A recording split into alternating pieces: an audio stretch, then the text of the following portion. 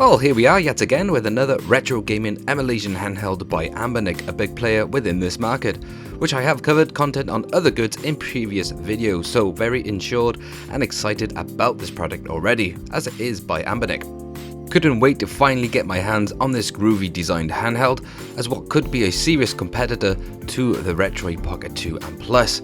Within around the same budget, already impressed with the box art as it actually has some colour to it this time. So let's see what else we have in the box. We got some screen wipes, so we must have a screen protector as well. A very detailed manual so you can get your head around the OS and some other features that you'll need to understand before getting into this. It also comes with a micro C cable, which is very nice. No power bank is included, but who doesn't have one of those already? Well, let's put this aside and check out the handheld itself. That's what we're here for. And each one does come with a nice protective padding on top of it just to ensure protection whilst delivery. That's a nice little touch. Before I go any further, hitting that like and that subscribe helps out greatly and will be much appreciated.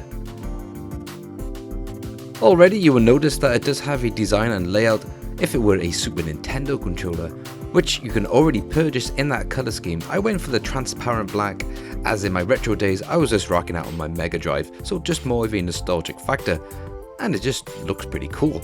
Got to give these buttons a good feel and testing. This at first for Anbernic does have some back trigger buttons, something I know a lot of people have been requesting, and that D-pad does feel great and those buttons do come across very smooth and have a nice depth to them. The shape of this device I do find very fitting. We have some extra texture grip pads at the back. Do have some minor comfort added, but I found out later they are pretty handy when you place this flat on a table, so it just holds it firmly. We have the speakers are situated at the bottom, which is a Anbernic signature, and when you do notice from the side of the device it does slope down, so it just kind of slips nicely into the hands. At the bottom we also do have two SD card slots. One is for the Linux OS as well as another one for storage. This time we do have the Linux on the left hand side, which is a 16 gigabytes, and I'll explain later on in the video about alternative OSs. And on the right one we do have a 64 gigabyte one packed with ROMs, which I'm not a fan of, as I'll explain later on in the video. With the jack situated in the middle of it, which is great because it does seem to fit nicely when you got headphones plugged in at the bottom of the handheld. Now head to the top of the device. We have a OTG USB-C, a reset button and a micro HDMI output. We do then have the volume dials and then a USB-C just for charging. These newly introduced triggers for the RG353p do feel great and somewhat a little bit firm at first, but I'm sure after some use they will become a bit more sensitive and easier to use. What is great this time is that we have a function button and a power button at the front facing of this handheld, making it easy to access. Both analog sticks are feeling very high quality, much like you would find on a Nintendo Switch. Perhaps as there is some extra room to play with, they could have extended the size of the D-pad and the buttons to match that of a game controller, but all in all, the whole layout of this handheld is perhaps my favourite one so far by Anbernic. Now that we covered on the design and layout of this handheld, let's quickly cover on this hardware specs. It has a RK3566 quad-core up to 1.8 GHz processor. Then we got a 2 GB of LPDDR4 RAM. The screen size is 3.5 inch and it is touchscreen this time. It does have a resolution of 640 by 480. It does have a Android OS and a Linux OS, so you can switch between alternative ones. It is a Anbernic signature feature. The battery is 3500 mAh, so you're getting about 4 to 6 hours of gameplay. The first thing I like to test is the boot up speed. First let's go with Linux, taking around about 32 seconds to get going. Now by removing the SD card, but first of course turning it off properly, it should now boot up straight into Android, and this takes up around about the same time, which is a bit weird as Linux is normally a quicker firmware to boot. Now the version of Linux that it does come with is a very good experience, powered by the front end emulation station with RetroArch and other external emulators to get things going. A very tasty theme is built in and it's all set up for booting straight into this. Is pretty awesome. You will get a pretty great experience straight out of the box. Emulators of course is great up to console generations up to the PlayStation 1 and even those harder to emulate arcade games from those generations. But what else can we get out of this handheld? Well, you may be lucky using Linux to get some Dreamcast, N64 and PSP titles straight out the box. But you need to be using Android side of things that you get definitely a better experience. I did find out later on installing an alternative OS, which I'll explain later on in the video. I did find better compatibility using Linux running these harder to emulate consoles. Emulation via Android for N64 and DC games do have a high percentage compatibility rate, but you will be getting some minor dips here from 60 to about 50. I would have liked that extra little push, but there's still a high decent compatibility rate. You will get the same experience with the PSP side of things, a decent compatible rate, but when it comes to those higher to push games, they're just not going to be really playable. And of course you are using a 4:3 ratio, so they just kind of squish the image a bit too much. The Android version built in unfortunately does not come with Play Store, but nothing to stop you with downloading APKs. There are some other tweaks like high processor mode. Personally haven't seen any more benefits with that on or off, and key mapping for those touchscreen games to be compatible with the controller buttons.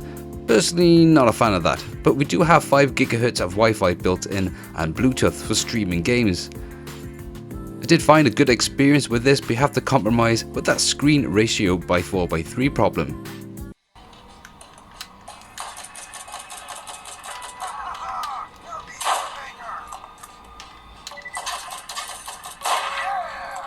When hooking this up with a micro HDMI adapter, I found the video output to be very crystal clear with a 640 by 480p resolution, but that is forced to a 4:3 ratio that is then stretched to fill your screen.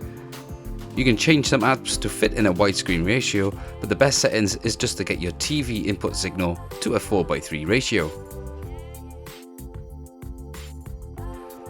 With this set up to my TV, I then decided to hook up my PlayStation 5 controller with the Bluetooth, but I did find some minor latency when I was using the Android version. But when I used the USB connectors to my Retrobit Sega controllers, I found the latency a lot better. When I mean better, I mean lower latency. When connecting your controllers up when using the Linux version, I did find it would save this controller settings, but now and again it would just have to be reconnected. A bit of a fiddle, and I do hope that they will update that in the near future. As the handheld modern gaming community is just awesome, you can get some alternative Linux OSs.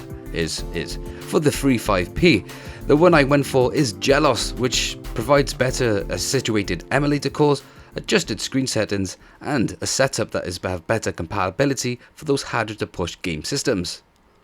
One annoying factor is to account for is Linux does not have touchscreen, so you get a better DS experience by using the Android. If you haven't done this to one of your systems already, a simple way to get this going is to head to this link provided in the description box below. Here you can download the latest ISO image for the rg353p.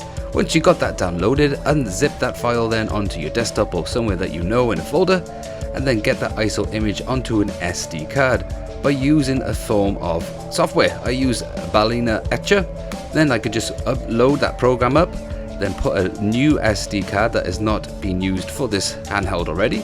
So a fresh SD card, one with a good high reading speed would be great. Now that you have your ISO image downloaded and your SD card in your computer, you just want to load up that program, select the ISO image, and then select the source you want to transfer it to. It did take around about 10 minutes, and then you're good to go by inputting it into the SD card slot on the handheld on the left hand side. And then that took around about 5 to 10 minutes to get set up and all running.